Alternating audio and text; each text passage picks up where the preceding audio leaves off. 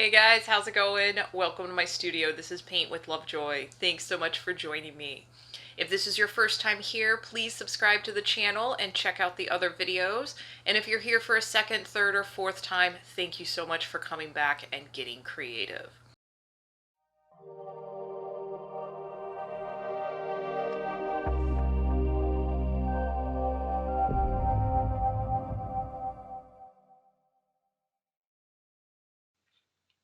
Alright guys, it's going to be another fun painting for our Inspiring Human series, and this was a viewer request, John Lennon. So grab your supplies, transfer your traceable to your surface, and as always, make sure you take your progress photos. Now on mine, I went over the traceable with a black Sharpie marker for those of you at home that are going to draw what you see. But if you utilize the traceable, don't feel like you have to do the black outlines. Now we are going to start with the background, and I'm sticking with just that bright, straight up yellow. So you can change the color if you want, but try a few different brush strokes as you apply it. And if you overlap some of the hair or the other areas, don't worry about it. Now I am using student grade paint, so I'm applying this on the thick side, so that way I get nice coverage. So feel free to do that if your paint is on the transparent side. And if you're on a stretched canvas, carry this color around the sides, the tops, and the bottom. Now we will be doing a little bit of wet on wet. We'll slap some of that white paint right on top of the yellow and then move our brush right on top of it. And this is called wet on wet painting. And it's a lot of fun. And you'll notice that the more that you move your brush, the more that white diffuses into the yellow. So a few brush strokes on top of it is usually sufficient enough to kind of leave just a little bit of the blending.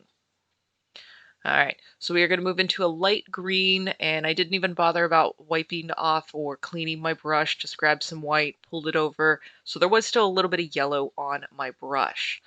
So your call to the shade of green that you want for his shirt. And again, full permission if you want to change out colors for this. And same with the background, carry this around the sides of the canvas. Just looks nice when you hang it on the wall, having that color wrap around the edge.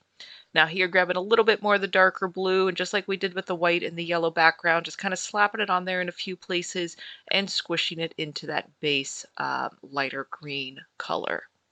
Just kind of have fun with this. And if you feel like finger painting, go right ahead and do that. That's a lot of fun as well.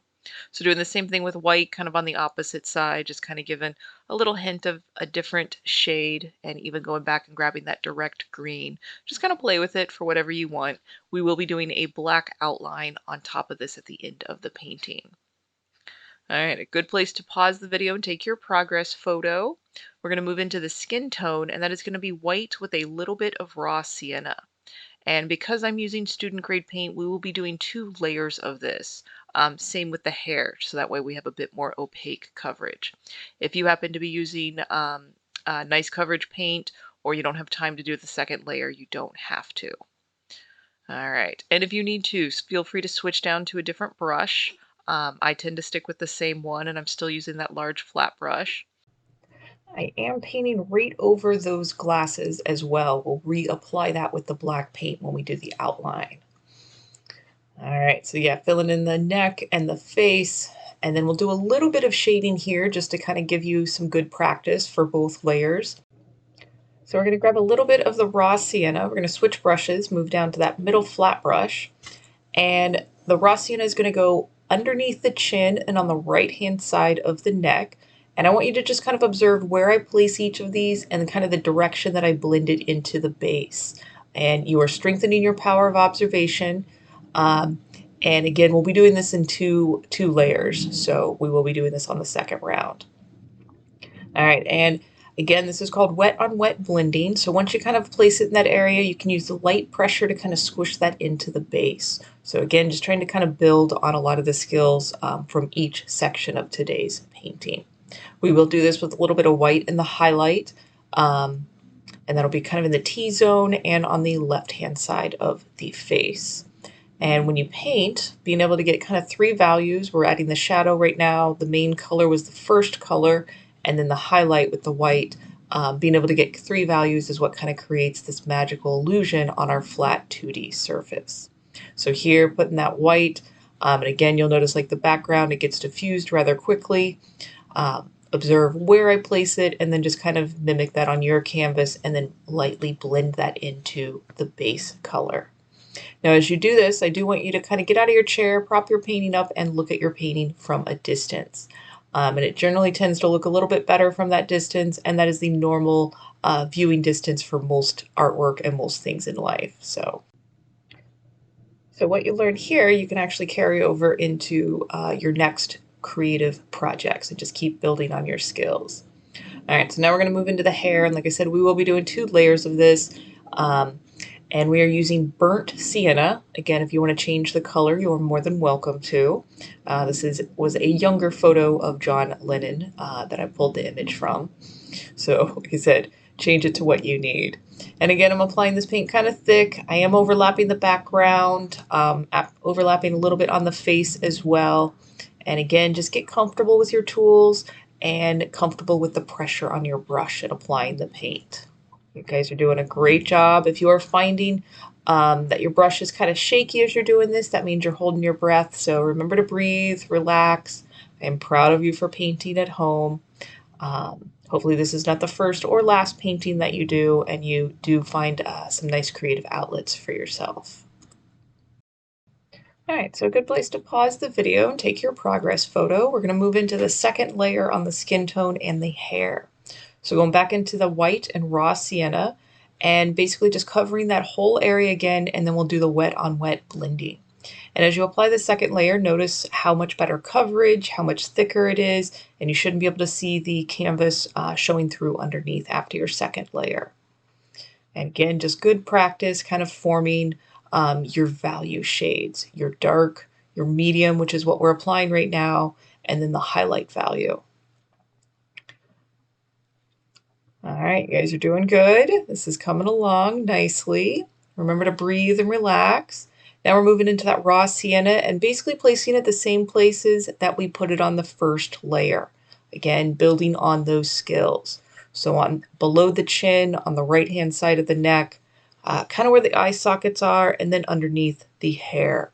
And then going back with light pressure and blending that into your base layer of that white and raw sienna. Now, if you need to, you can kind of hold that brush at a 45-degree angle. That will help for a little bit smoother blending. And still, if you want to try finger painting, go right ahead and give that a try. All right, now we're going to grab that white, putting it kind of on that T-zone, forehead, and the left-hand side of the face. So notice where I place it, mimic that on your canvas, and then with the light pressure, go back in and blend that color into the base. And remember that white paint kind of gets diffused rather quickly in the color. So less brush strokes will keep a bit more of that stronger highlight value. And then when you're kind of satisfied with where it's at, you can again take another progress photo. Then we're going to go back to the burnt sienna and apply that second layer on the hair. Then we'll go in with some raw sienna and then some yellow or white and raw sienna. Again, trying to get those 3 shades on there. Now, as you're applying it for the hair, and especially as you're overlapping the background, I want you to kind of, I'm using that middle brush, holding it sideways, and maybe imagine that each brush stroke is a strand of hair on John Lennon's head. So kind of holding it that brush sideways, get a little flick of the wrist, overlap the background, overlap parts of his face, and give him a nice full head of hair. Same thing as we move into the raw sienna. We're just applying it right on top of that base color, so the color will change a little bit.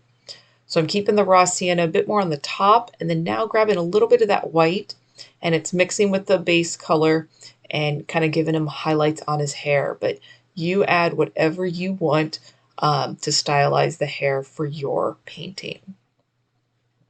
All right, another place to pause the video and take your progress photo. And for the outline, I do recommend that you let your painting fully dry. It'll just make it a little bit easier before you do your outline. And I am making the outline kind of thick enough so it overlaps the subject matter and the background. Now, as you play with this, the pressure of your brush will make a difference, and you can use the pointy brush or the medium flat brush. And if you use the medium flat brush, just kind of hold it sideways. And the pressure of your brush will make a difference. So more pressure will be a wider line, less pressure will be a skinnier line. For my beginner painters, if you have a varying width of line on your painting, that's okay. That's where you're at for today. You will improve upon this skill the more that you paint. You're building muscle memory right now for holding the brush, for mixing your colors, the pressure of the brush as you apply it. And with practice, this gets better and easier and more comfortable. Again, if you are finding that your brush is kind of shaky as you're doing this, that means you're holding your breath. So if you exhale as you touch the brush to the canvas, that will be of benefit to your process.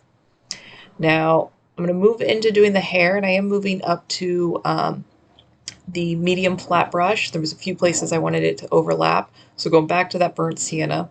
But I am going to be doing this with black, and I'm not going to quite do a full outline, but again, just imagining that each brush stroke's a little strand of hair, and this is a little shadow that we're putting on there. So kind of choppy brush strokes on the outside, and then we'll do a few on the inside of the hair. As you do this, trust your instincts. If you're inclined to kind of put a brush stroke somewhere where I do not, go right ahead and do that. If you don't like it, you can just paint right on top of it after it dries. All right, guys, looking good. Please try to find a creative outlet on a monthly basis for yourself. It only gets easier and more comfortable, and you kind of start to look forward to those creative aspects in your life. All right, one last thing that we're going to do here is we're going to use the small pointy brush and white paint.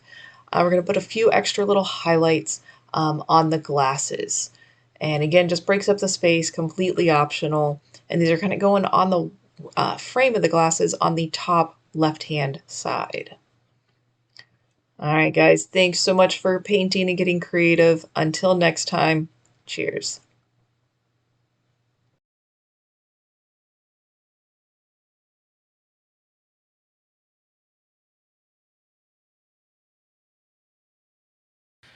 Hey guys, I hope you enjoyed the process of painting and I hope you are happy with how your paintings turned out. I'm really proud of you for getting creative. As you're uploading these to social media, please tag me at or hashtag paintwithlovejoy or email me your pictures paintwithlovejoy@gmail.com. I really enjoy seeing them. I try to post them on social media to encourage other beginner painters to try the process of painting. But please share this with your community as well. Anybody who is kind of scared to paint, share your experience with them and let them know kind of how much you benefited from it and how much you enjoyed the process. So kind of share the fun. With that being said, if you have any comments, questions, feedback, things that you want me to paint in the future, please leave a comment. I try to respond to everybody as quickly as I can. And any of the future suggestions for paintings, I add that to my production list and get to them as quickly as I can. So in the meantime, please keep getting creative. Let me know how you're doing. And until next time, cheers.